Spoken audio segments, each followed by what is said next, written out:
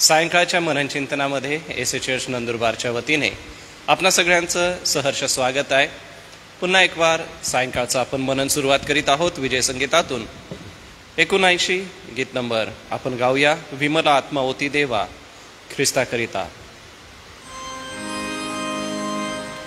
विमल आत्मा ओती देवा ख्रिस्ताकरिता. विमल आत्मा ओती देवा ख्रिस्ताकरिता.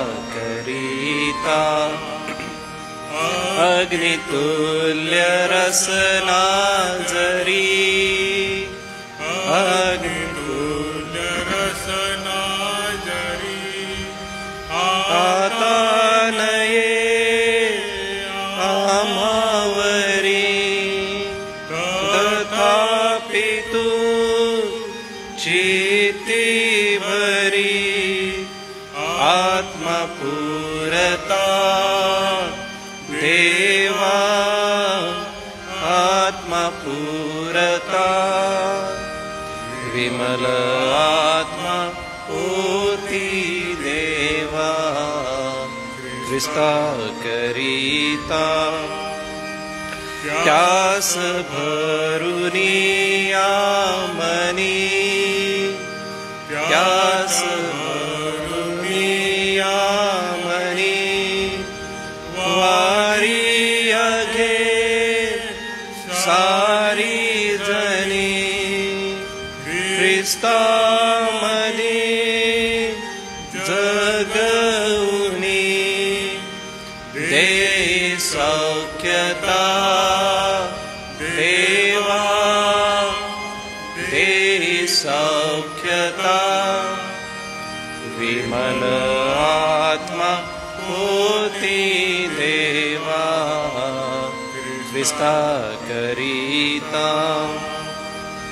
ख्रिस्त सत्य जाणावया ख्रिस्त सत्य जाणावया तेवी तुझी प्रीती दया वचना तुझ्या समजावया आत्मा दे आता देवा आत्मा दे आता. विमल आत्मा ओती देवा ख्रिस्ताकरिता. त्याच्या सहवासे अति त्याच्या सहवासे अति आशा खरी मना प्रति दुःखातही आधारती कैसी मरता देवा कैसी मरता. विमल आत्मा ओती देवा ख्रिस्ताकरिता. विमल आत्मा ओती देवा ख्रिस्ताकरिता.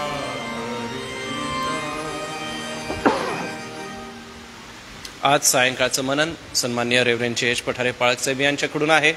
आजच्या मननाकडे जाण्यापूर्वी आपण प्रार्थना करूया. संपूर्ण दिवसभरासाठी प्रभूला आभार मानूया व येणाऱ्या वचनासाठी प्रभूकडे आपण कृपा मागूया. मी आपल्या मंडळीचे सन्माननीय पंच आहेत श्री राजेंद्र व्यास यांना विनंती करतो, कृपा करून तुम्ही पुढे या, प्रार्थना करा आणि नंतर आपण मनन चिंतन ऐकू. प्रार्थना करू. सर्वसमर्थ आमच्या जीवन परमेश्वर बापा, आम्ही तुझे आभार मानतो, आम्ही तुझी स्तुती करतो, आम्ही तुला उंचावतो प्रभू. ह्यासाठी की प्रभू तू आमचा सांभाळ करतोस, प्रतिपाळ करतोस. तुझे लेकरं म्हणून तू आम्हा प्रत्येकाला म्हणण्याचा अधिकार दिला, ह्याबद्दल आम्ही आभार मानतो परमेश्वरा. आज संपूर्ण दिवसभर प्रभू तुझ्या विश्वासणाऱ्यांना, तुझ्या दासांना, संपूर्ण मंडळीत सांभाळस. प्रत्येकाची काम सेवा तू आशीर्वादित केलीस आणि नव्याने प्रभू आजची सायंकाळ प्रभू तुझ्या मननासाठी स्तुती स्तवनासाठी तू आमच्यासाठी राखून ठेवली, त्याबद्दल आभार मानतो परमेश्वरा. आजची सायंकाळ प्रभू आम्ही विशेष करून तुझ्या दासाला आम्ही तुझ्या हाती सोपतो परमेश्वरा. जे पवित्र मानणं, जे पवित्र मार्गदर्शन, जे पवित्र वचन प्रभू तू आमच्यासाठी राखून ठेवली आणि आज तुझ्या दासाच्या द्वारे तू आमच्या प्रत्येकाला तू ऐकवशील देशील, याबद्दल आम्ही आभार मानतो. विशेष करून तुझ्या दासाला लागणारी कृपा पुरव, तुझे पवित्र आत्म्याचे सामर्थ्य आणि मार्गदर्शन त्यांना पुरव. यासाठी की प्रभू जे ऑनलाईन बघत आहे, जे ऐकत आहे, त्यांना तू आशीर्वादाने भरावं, एक नवीन मार्गदर्शन त्यांना भेटावं, एक नवीन जीवन प्रत्येकाने नवीन जीवनाची सुरुवात करावी म्हणून या दिवसामध्ये प्रत्येकाला लागणारी कृपा पुरव. पुन्हा प्रभू आम्ही आमचं जीवन तुला अर्पण करतो. सर्व प्रकारच्या तांत्रिक अडचणी दूर कर आणि ऑनलाईन सेवा, भक्ती, आराधना, स्तुती सवन तू मान्य कर. आमचा विश्वास आहे तू आम्हा प्रत्येकाला या संबंधाने तू आशीर्वादित केलेले. आमची प्रार्थना ऐकलीस, आम्ही आभार मानतो. येशूच्या नाम मागतो म्हणून तो ऐक. आमेन.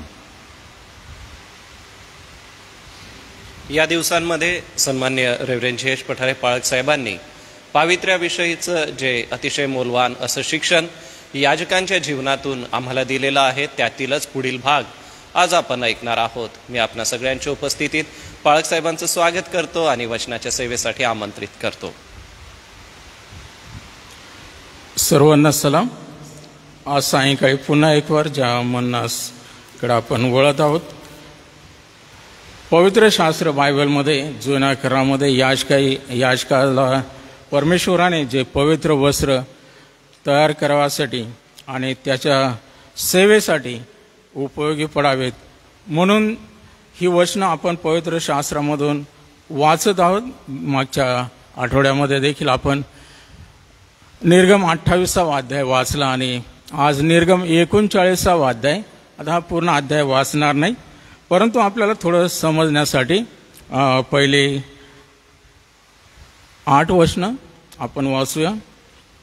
परमेश्वराने मोशेला सांगितल्याप्रमाणे त्यांनी पवित्र स्थानातील सेवेसाठी निळ्या, जांभळ्या व किरमिजी रंगाची कुशलतेने विणलेली वस्त्रे केली आणि आरोनासाठी पवित्र वस्त्रे केली. त्यांनी सोन्याच्या जरीचे आणि निळ्या, जांभळ्या व किरमिजी रंगाच्या सुताचे व कातलेल्या तलम सणाच्या कापडाचे यफोद तयार केले.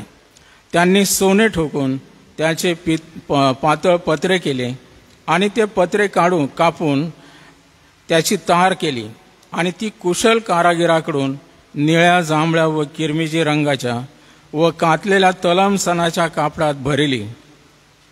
त्यांनी एफोदाला खानपट्ट्या जोडल्या, त्याची दोन्ही टोके जोडली. एफोद बांधण्यासाठी त्याच्यावर जी कुशलतेने विणलेली पट्टी असते तिची बनावट त्याच्या सारखीच असून ती अखंड तुकड्यांची केली. ती सोन्याच्या जरीची आणि निळ्या, जांभळ्या व किरमिजी रंगाच्या सुताची आणि कातलेल्या तलम सणाच्या कापडाची केली. परमेश्वराने मोशेला सांगितल्याप्रमाणे हे केले. मुद्रेवर छाप कोरतात तशी त्यांनी गोमेद रत्नांवर इस्रायलांच्या मुलांची नावे कोरली. ती रत्ने सोन्याच्या जाळीदार कोंदण्यात बसविली. इस्रायल लोकांची स्मारक रत्ने व्हावी म्हणून ती एफोदाच्या खानपट्ट्यांवर लावली. परमेश्वराने मोशेला सांगितल्याप्रमाणे हे केले. त्याने एफोदाप्रमाणेच सोन्याच्या जरीचा आणि निळ्या, जांभळ्या व किरमिजी रंगाच्या सुताचा व कातलेल्या तलम सणाच्या कापडाचा उरपट कुशल कारागिराकडून बनविला. हा संपूर्ण अध्याय या परमेश्वराने या इस्रायल लोकांना खास करून मोशेला या वस्त्रांसंबंधाने या प्रकारे ते निर्माण करावं, या प्रकारे ते बनवावं, या प्रकारे ते घडवावं हा नमुना दिला होता आणि त्याप्रमाणे मोशेने या गोष्टी केलेल्या आहेत. जर आपण विचार केला, परमेश्वर आता ड्रेस कोडचा विषय आहे, ही पवित्र वस्त्रे आहेत आणि त्याचं महत्त्व हे फार महान आहे. जर आपण धार्मिक क्षेत्राकडे लक्ष दिलं तर धार्मिक क्षेत्रामध्ये देखील ड्रेस कोडची फार आवश्यकता आहे. जगामध्ये आपण जर पाहिलं, आर्मी असो, नेव्ही, एअरफोर्स, पोलीस किंवा इतर जे कोणते डिपार्टमेंट आहेत त्या सर्वांचं एक ड्रेस कोड राहतो आणि त्या ड्रेस कोडमुळे त्या व्यक्तीची त्या प्रकारे ओळख होती. त्या ड्रेस कोडमुळं त्याची छाप इतरांवर पडते. आणि असं म्हटलेलं आहे की त्या ड्रेस कोडमुळे त्या व्यक्तीचं महत्त्व वाढतं. देवाचा उद्देश या अहरोना संबंधाने याजकीय सेवेमध्ये त्याने काम करत असताना त्याला या प्रकारे हा ड्रेस कोड आवश्यक होता. केवळ त्यालाच नव्हे पण त्याच्या मुलांना देखील, ज्यांनी जे या लेवी वंशातून या याजक या पदासाठी देवाने निर्माण केले त्यांच्यासाठी हे नियम होते. परमेश्वराने सांगितल्याप्रमाणे कुशल कारागिराकडून मोशेने ही वस्त्रे बनवली आणि परमेश्वराच्या आज्ञेप्रमाणे या अहरोन आणि त्याच्या मुलांना अभिषेक केला आणि त्यांना या वस्त्रांनी असं म्हटलं की सेवेसाठी, याजकीय सेवा कार्यासाठी वेगळे करण्यात आले. म्हणून याजकाचं वस्त्र प्रावरण किंवा ही पवित्र वस्त्रे या संबंधाने विचार करत असताना या जुन्या करामध्ये निर्गम 28-39 ही जर अध्याय बारकाईने आपण वाचली, त्याचं मनन केलं तर 8 प्रकारचे वस्त्र प्रावरणे या ठिकाणी दिलेले आहेत. आणि या 8 प्रकारच्या पवित्र वस्त्रांचं असं म्हटलं की ते गौरवासाठी, असं म्हटलं की त्याचा सन्मान व्हावा, देवाचं गौरव व्हावं, त्याची शोभा वाढावी, सौंदर्यासाठी म्हणून हे वस्त्र देवाने धारण करायला लावले. या पहिल्या 28व्या अध्यायाच्या 1 ते 3 या वचनामध्ये त्याचं महत्त्व परमेश्वराने सांगितलेलं आहे. ही 8 जे वस्त्र प्रावरणे आहेत मी वाचतो, म्हणजे कोणकोणते आहेत ते आपल्याला समजतील. पहिला आहे अंगरखा आणि त्या अंगरखा, दुसरा आहे कमरबंद, तिसरा आहे एफोदाचा झगा, चौथा आहे फेट्यावरील सोन्याची पट्टी, 6वा आहे एफोद, उरपट,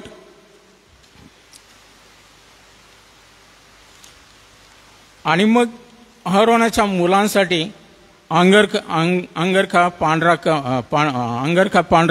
कमरबंद, पागोटे आणि चोळणे हे देखील गौरवासाठी आणि शोभेसाठी याजकाचं काम करत असताना घालावे लागणार होते. आणि ही आतील मंडपाच्या आतील जी सेवा आहे त्यासाठी ही वस्त्र प्रावरणे देवाने या याजकासाठी निर्माण केलेले आहेत. ह्या वस्त्रांचं महत्त्व जर आपल्याला समजलं तर त्या सेवेचं महत्त्व आपल्याला कळणार आहे आणि त्याद्वारे त्या देवाचं पावित्र्य आपल्याला कळणार आहे, त्या परमेश्वराचं महात्म्य आपल्याला समजणार आहे. म्हणून अंगरखा हे शुभ्रतेचं दर्शक आहे. शुभ्रता, अतिशय पांढरा शुभ्र हा झगा, तलम सुती, हा सुती अतिशय तलम वस्त्र मोशेला देवाने निर्माण करायला लावलेलं होतं. आपला प्रभू येशू ख्रिस्त ह्याचं हे प्रतीक आहे आणि येशू ख्रिस्त निर्दोष, तो निष्कलंक आहे आणि म्हणून ख्रिस्त आपलं नीतिमत्व आहे. ज्यांनी ख्रिस्ताला परिधान केलेलं आहे, ज्यांनी ख्रिस्ताला आपल्या अंगी ते आलेले आहेत, असं म्हटलं की सर्व विश्वासणाऱ्यांना हे पवित्र वस्त्र देवाने दिलेले हा अंगरखा, असं म्हटलं की हे तारणाचं वस्त्र आहे आणि त्याचं दर्शक आपण नवीन करारामध्ये घेत आहोत. नीतिमत्वाचं हे वस्त्र आपण धारण करावं.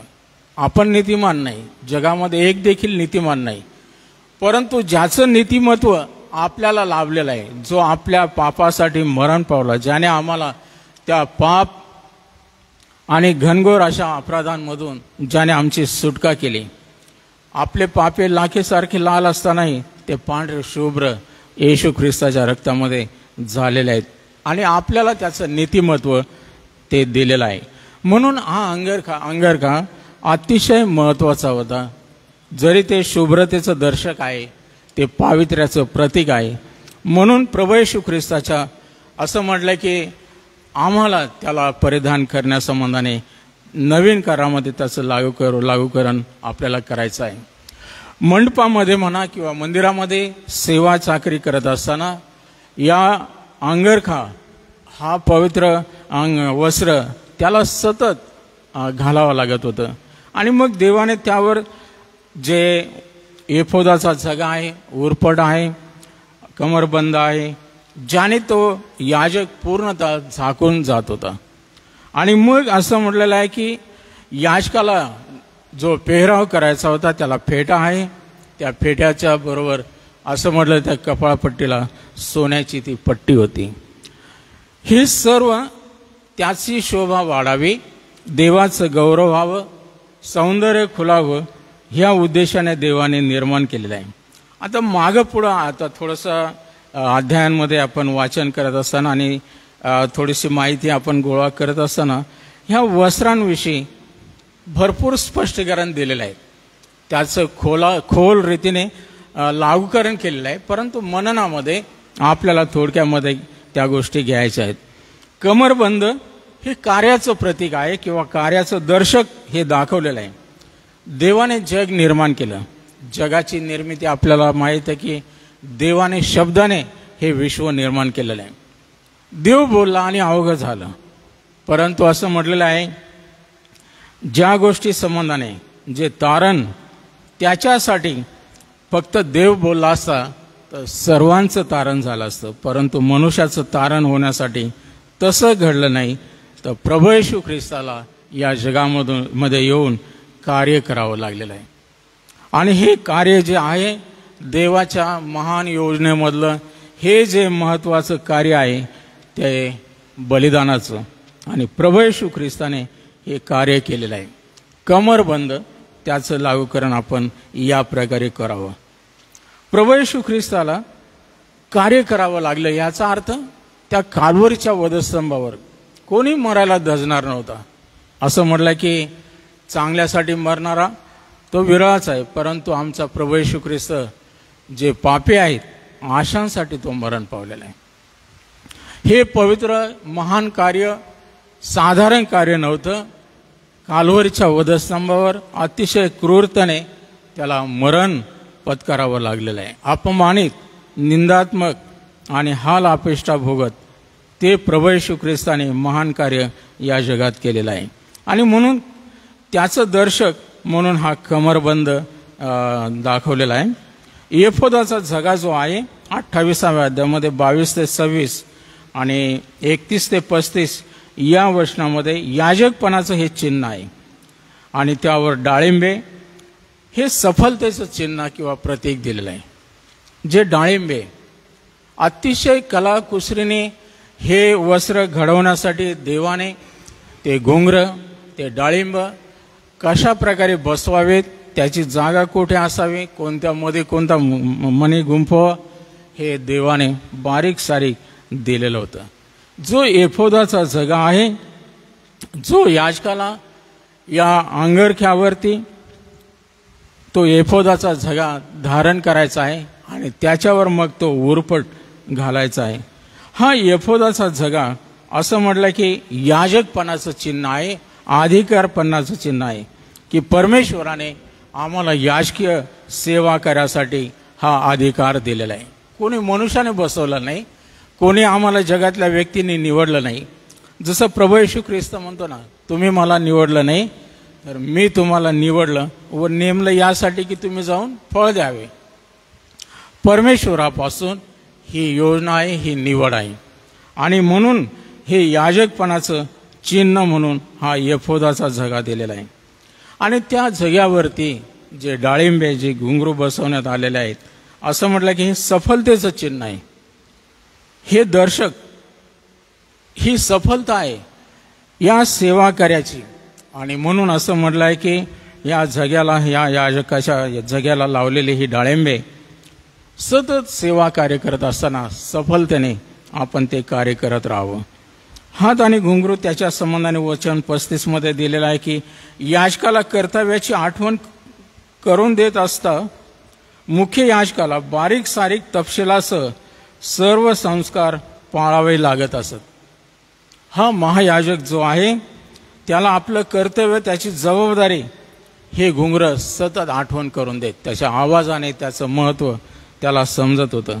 आणि आपण आपल्या कर्तव्यावर, आपण आपल्या जबाबदारीवर असं म्हटलं की लक्ष देत आहोत. आणि याजकाच्या जबाबदाऱ्या आहेत, त्यामध्ये मंडपाची जी सेवा आहे ती महान सेवा, इतरांच्यासाठी पापार्पण करणं, स्वतःसाठी दोषार्पण करणं, रदबदली करणं, त्याचबरोबर असं म्हटलं की जे सर्व संस्कार देवाने आज्ञा, विधी, नियम लावून दिलेले आहेत ते सर्व पाळावे लागत होते. ह्या बारीक सारीक मंडपाच्या आतील ज्या गोष्टी आहेत त्यावर या याजकाला लक्ष ठेवावं लागत होतं.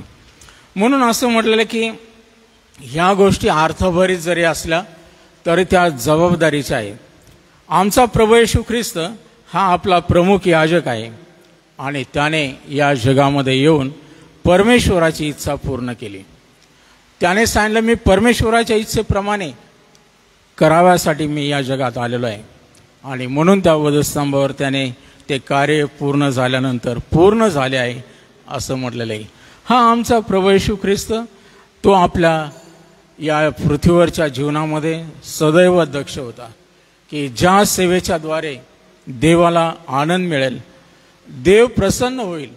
आणि म्हणून असं म्हटलं की प्रभू येशू ख्रिस्त ज्यावेळेस पाण्यातून वर आला, त्याचा बाप्तिस्मा झाला, त्यावेळेस आकाशवाणी झाली आणि देवाने म्हटलं, हा माझा परमप्रिय पुत्र आहे, याचविषयी मी संतुष्ट आहे.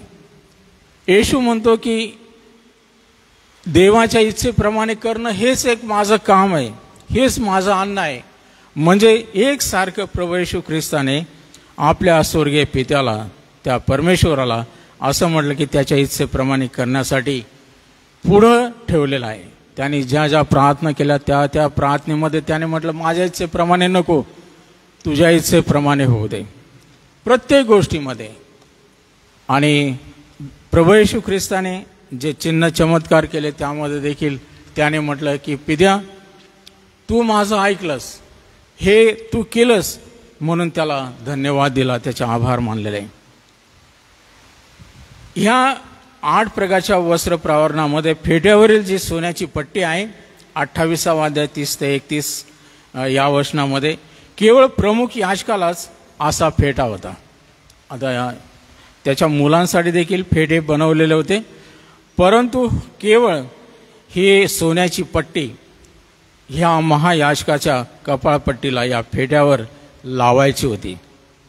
यहोवासाठी पवित्र अशी ती अक्षरं त्यावर लिहिलेली होती. म्हणून देव पवित्र आहे ही गोष्ट अतिशय महत्त्वाची आहे. आणि प्रमुख याजक देवाच्या सेवेसाठी वेगळा केलेला आहे.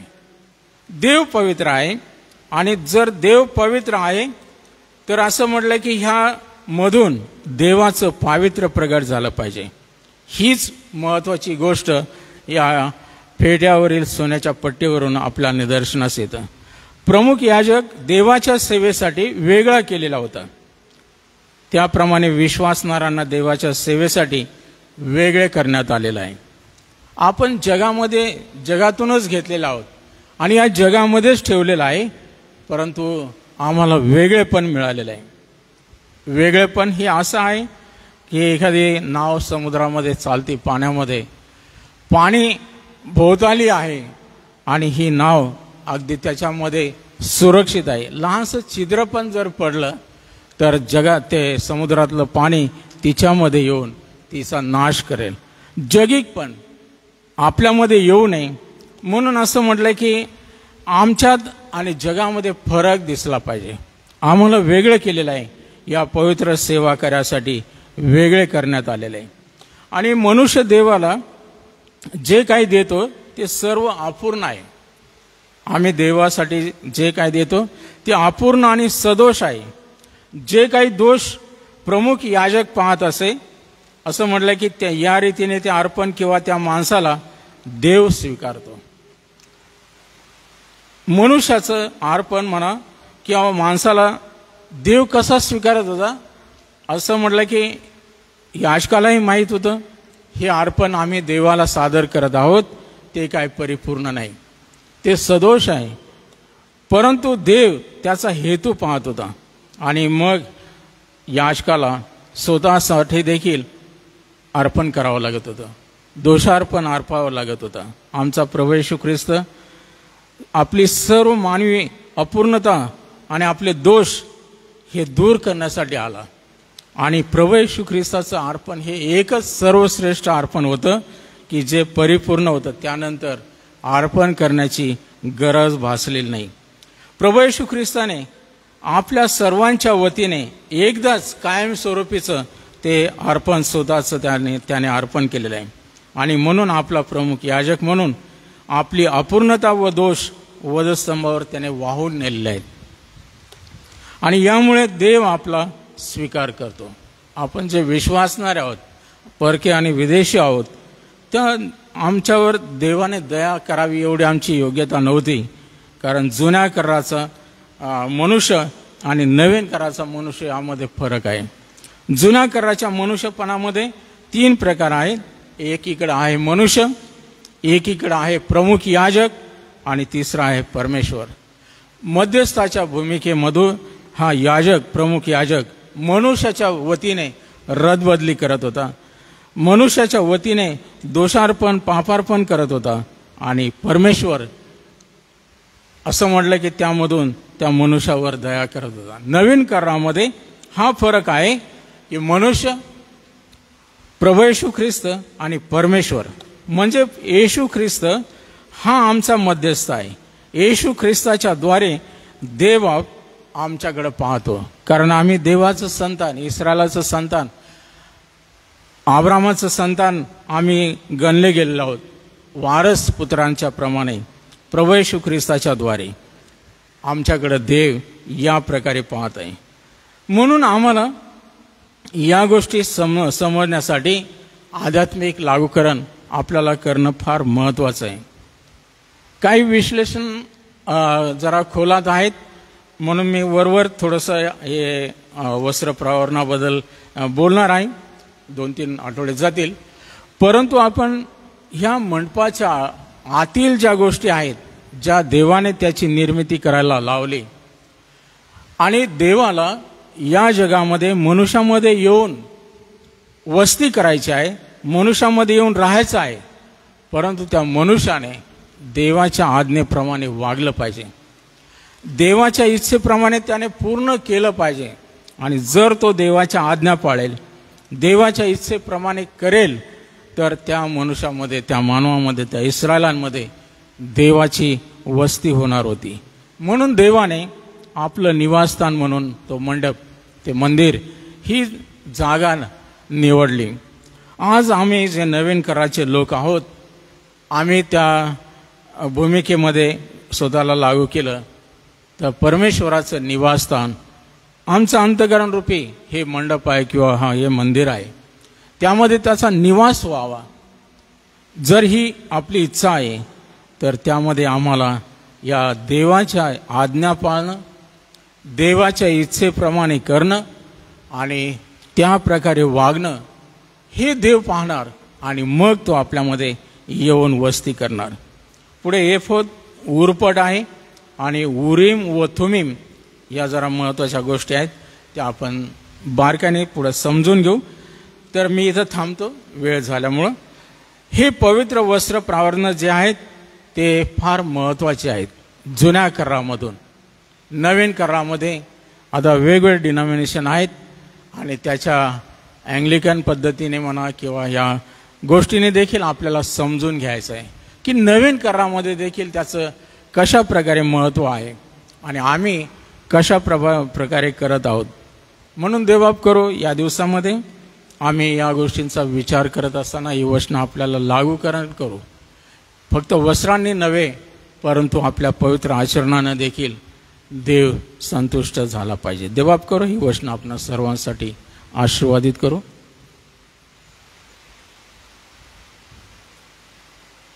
मी परमेश्वराचं मनपूर्वक आभार मानतो.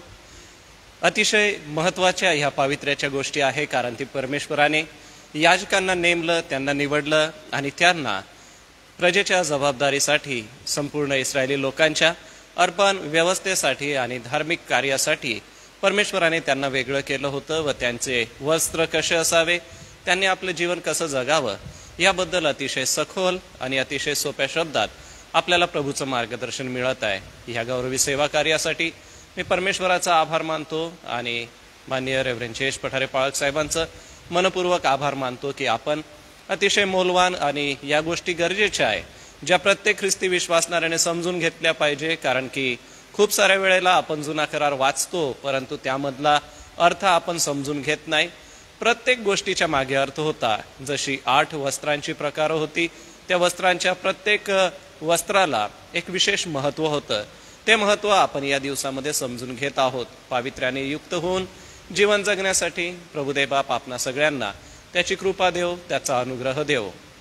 आज सायंकाळी पुन्हा एकवार आपण पावसासाठी प्रार्थना करणार आहोत. आजारी प्रियजनांसाठी आपण प्रभूकडे सहाय्य मागणार आहोत. रैताकांसाठी आपण प्रार्थना करूया. नुकतंच नवसारी या ठिकाणी ते जाऊन आलेत पुढील उपचारासाठी.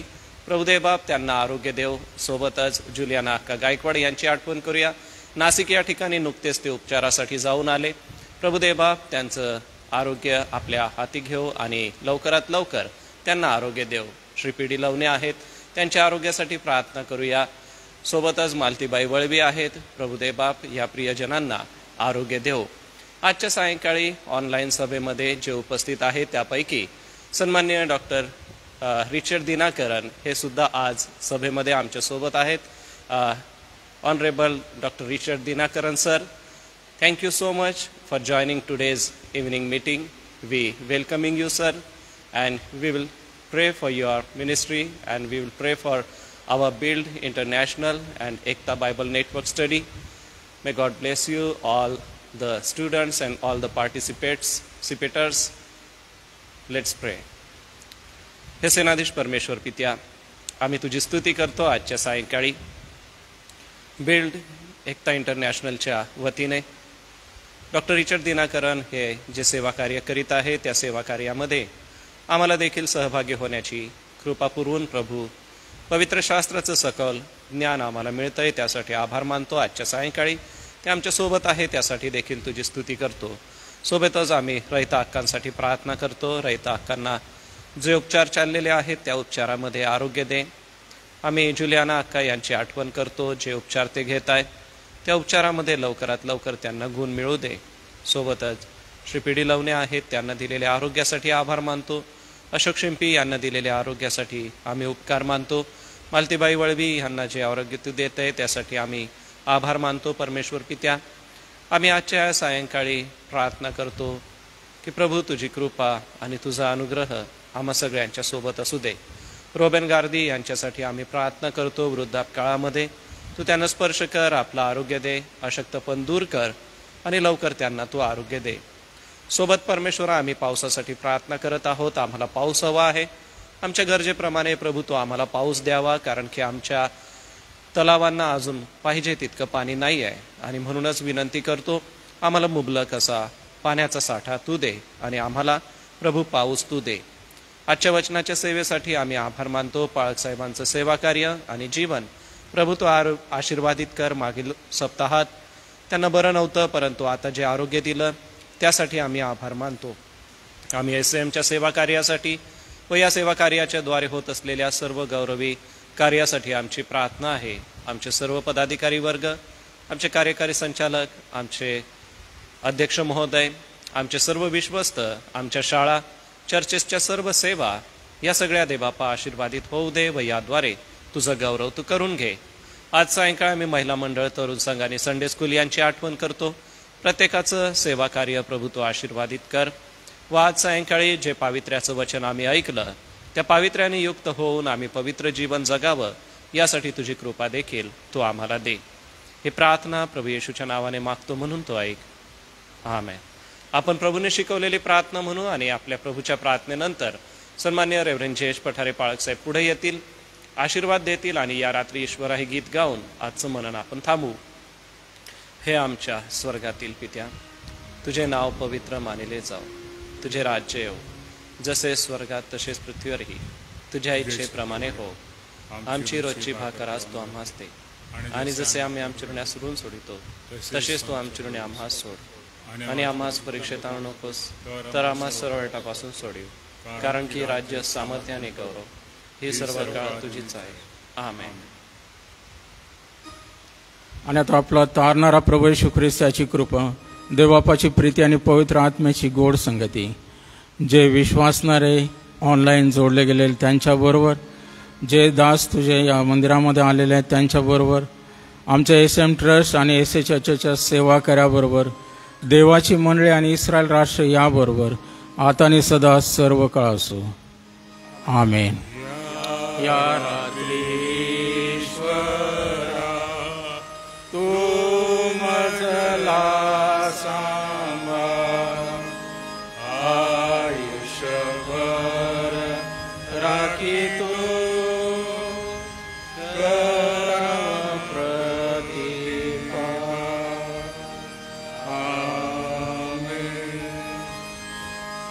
उद्यासाठी सूचना आहे. उद्या बुधवार, उद्या सकाळचा आपला बायबल स्टडी असणार आहे. तर सकाळी 9 ते 10 या वेळामध्ये आपण बायबल स्टडी घेऊ आणि सन्माननीय डॉक्टर रेव्हरेंड जी जयकर पाळक साहेब हे आपल्याला अध्ययनात मदत करतील, मार्गदर्शन करतील. तर उद्या सकाळी 9 ते 10 या वेळात आपण अध्ययन घेणार आहोत.